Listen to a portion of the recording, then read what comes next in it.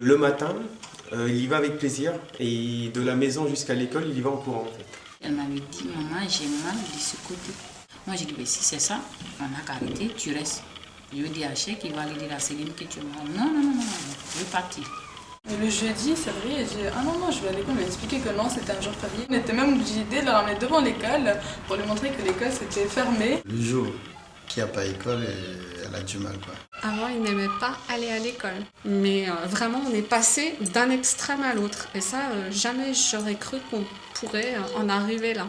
Elle a envie d'aller à l'école pendant les vacances. Elle compte les jours pour dire combien de jours il reste avant de retourner à l'école. Elle adore aller à l'école. Alors tous les matins, des fois même quand elle est fatiguée, on se fâche contre elle. Parce que là, vraiment, on veut devenir. Je crois qu'à travers l'ambiance qu'elle trouve à l'école, c'est pour ça qu'elle s'intéresse plus et elle vient à l'école tout le temps. Il avait la varicelle. Il était cloué au lit.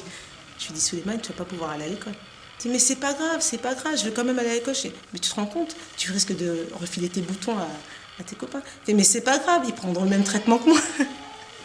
Elle avait une rhinopharyngite, donc elle a eu la fièvre malgré ça, donc voilà, elle a insisté de venir. Même quand il est malade, il a quand même envie d'aller à l'école.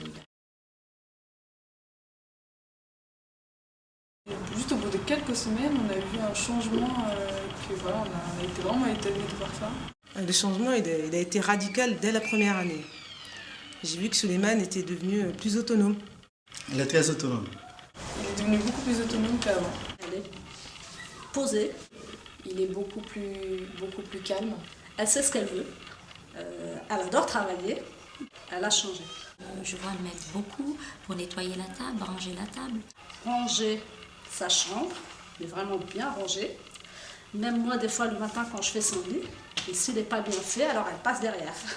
Il est beaucoup plus habile avec ses mains. Je pense qu'elle est plus sociable qu'avant. Voilà, au niveau du contact, soit avec les voisins, soit avec les grands-parents, soit avec les cousins, les cousines. Je pense qu'elle a cette capacité à aider les autres. Hier, j'ai mis mon neveu aussi à la maison. J'ai vu que Souleymane se comportait comme un grand frère, pourtant il est fils unique. Faire attention qu'il ne tombe pas, faire attention de lasser les chaussures. Il est très attentif aux petits.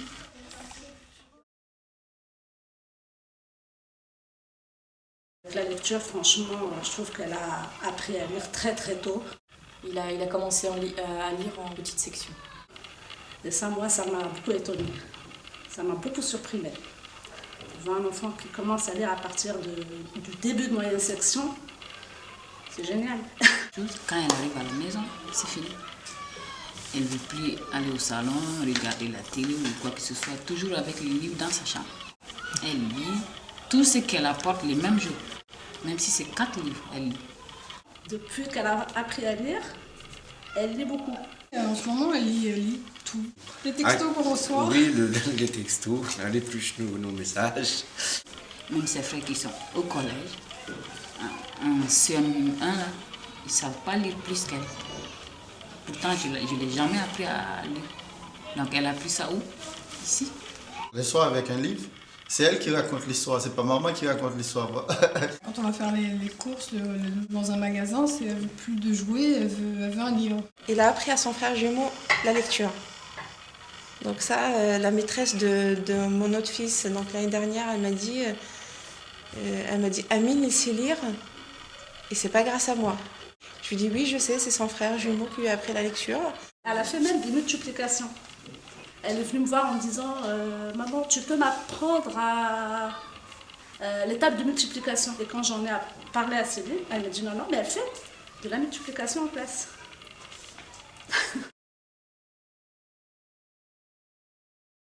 C'est un peu différent parce qu'il y a plein de choses. Moi, le premier jour où je suis venue à la réunion d'accueil, quand j'ai vu la classe, je me suis dit oh là là, ils sont où les jouets, ils sont où les poupées, les dinettes, les... Quand on a eu un premier enfant qui est passé par l'école traditionnelle, on se pose des questions. Ah, maintenant, je suis ravie et je suis triste de partir. Dans cette classe-là, on apprend sans être forcé. On apprend parce qu'on a envie, parce qu'on est curieux, on a envie d'apprendre. On donne la capacité à l'enfant d'avancer à son rythme.